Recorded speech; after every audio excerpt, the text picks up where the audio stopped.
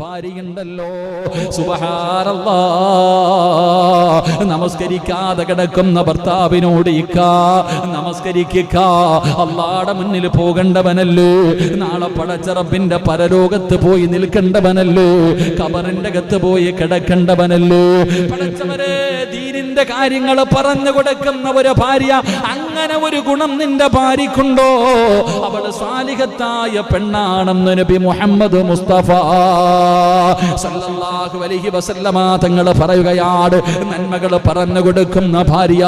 എന്റെ പ്രിയപ്പെട്ടവര്, എത്രയോ കള്ളുകുടിയന്മാരെ നന്നാക്കിയ ഭാര്യമാരുണ്ട്, എത്രയോ വ്യഭിചാരികള് അന്യ പെണ്ണുങ്ങളുമായി ഫോൺ വിളിച്ച് വ്യഭിചരിച്ച് നടന്നവർ, അവരെ നന്നാക്കിയെടുത്ത എത്രയോ സ്വാലിഹത്തായ പെണ്ണുങ്ങളുണ്ട് സഹോദരാ.